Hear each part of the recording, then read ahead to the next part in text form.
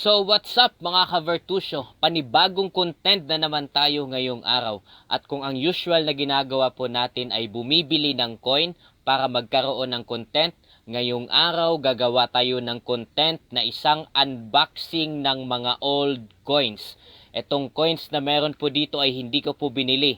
Sponsored po ito ng isang bata. Kung sino man siya, Xavier. Si Xavier po. Shout out sa iyo, Xavier. Sabi niya, gusto niyang manatiling anonymous. Pero first name lang, Xavier. So si Xavier po ang nagbigay ng package na ito na meron pong laman na mga old coins daw. Kung anong klaseng coins man, tignan po natin. Kapag sinabing old coins, ibig sabihin po nito, rare to find coins. Kaya ano pang hinihintay natin? Tara, samahan nyo akong mag-unboxing dito sa Vertu Show! Yeah.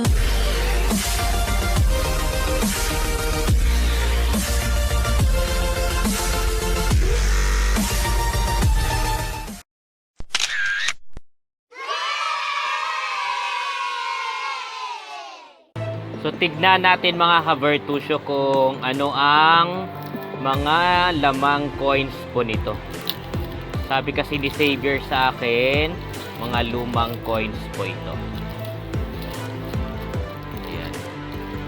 Inayos na lang din natin ang packaging po nito para hindi mawala, matapon.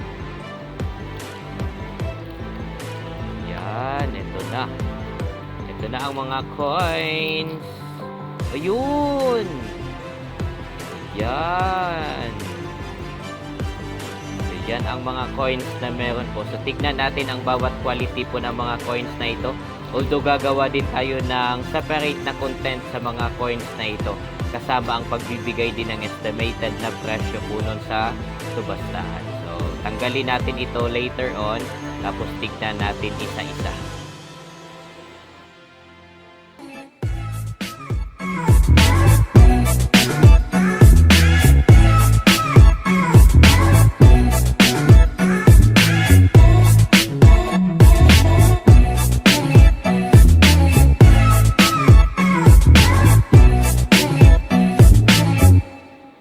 So, tignan natin closely ang mga coins na ito, but not in particular muna. Gagawa din po ako ng content na naka-particular ang mga coins na ito. Tingnan lang po natin ang mga quality po nito at kung anong klaseng coin po ito closely. Yan. Ito ay piso. Piso siya. Yan, 1 piso po yan. Tapos 1974. 1974. Very rare to find na po ito. 1974 piso. Yan. Tapos, ang next po natin ay... Ay, nagsara. Ayan. Ang next natin ay 5 piso. Ayan, 5 piso po ito. 1993. Sa mga batang 90s, ito po yata yung 5 piso na naabutan po natin na coin bukod po doon sa papel. Yan. Ito po yung pinalit doon sa papel kung naalala nyo po yun. Yung green na papel na 5 piso. Ito po yung pinakaunang 5 piso na napalit doon. Medyo may stain na po siya. Tignan natin kung malilinis ba natin ito.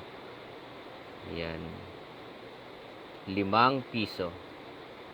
Kung di ako nagkakamali, sabi ko nga kanina, ito yung pinakaunang 5 piso na coin.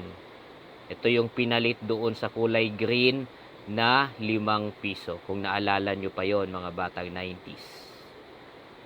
And next po ay ito. Ano ba to? Jose Rizal to. Piso. Piso na Jose Rizal. Jose Rizal. Piso. Ito ay 1976. Wow. At maayos pa ang quality ng coin na ito, ha. Nakikita ko lang ito sa picture. Ngayon may hawak na ako. Yan. Akala ko naka-ano ito. Nonagon ba ito? Ilang side ba to? 1, 2, 3, 4, 5, 6, 7. Pentagon pala. 8. octagon. Bilangin natin ulit. 1, 2, 3, 4, 5, 6, 7, 8. Octagon. Akala ko naka-octagon itong ano na to kasi yun ang mga nakikita ko sa picture. Pero hindi pala. Bilog siya, bilog. Yung design lang po dito. So ito ay piso na 1976. Wow, meron na akong ganito. Sa picture ko lang ito nakikita. And this one, last one. Piso ba ito? Ito ay cents. Sintimo. Sintimo lang. Kano ba to? Ito ay centavos. 25. 25 centavos. Yung mga piso dati, ano lang yung logo lang talaga ang nakalagay. Wala po siyang face value or amount. Nakasulat lang dito yung sinasabing face value po nito. Pero ito yung sa coin na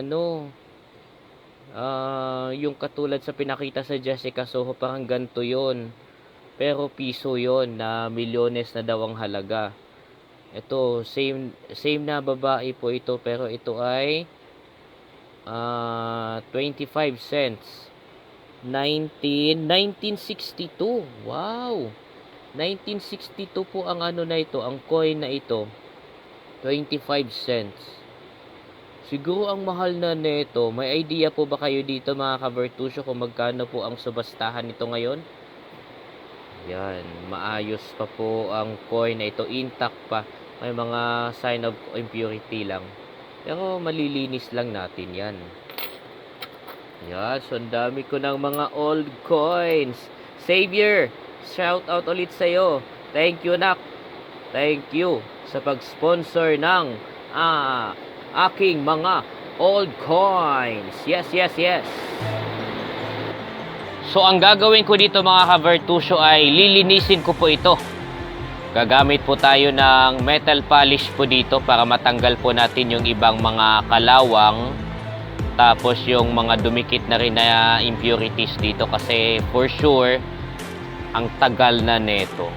Kita naman sa itsura eh. Tsaka yung series ng coins, ang tagal na po.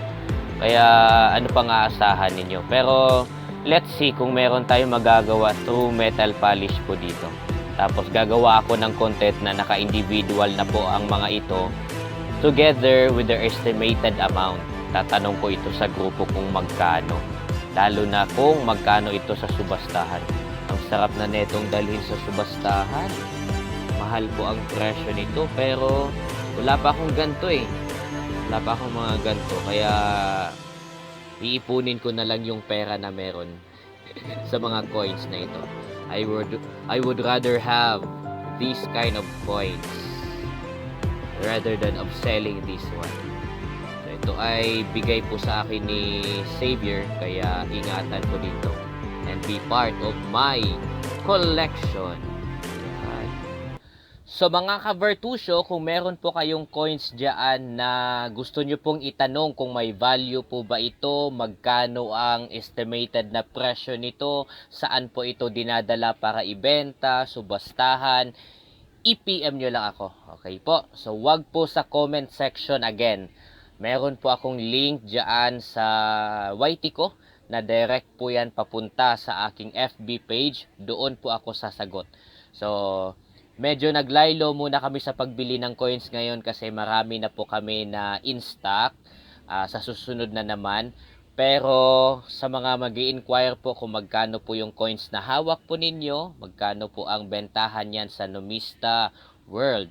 At kung magkano po yan kapag dinala naman sa subastahan, katulad ng coin na pinakita ko ngayon kasi ito ay mahal na po sa subastahan. At mas nakakataas po ang presyo kapag sa subastahan po ito dinadala. Kaya I would advise na wag ibenta ng kahit kanino or kung saan-saan lang. Mas madalas at mas maigi na dalhin po natin siya sa subastahan. Meron po sa Pasig, meron po kahit saan. Pagtiyagaan lang po natin. Okay po? Kasi mahal po ang mga coins na yan na katulad ng pinakita ko. Mga old coins na po yun.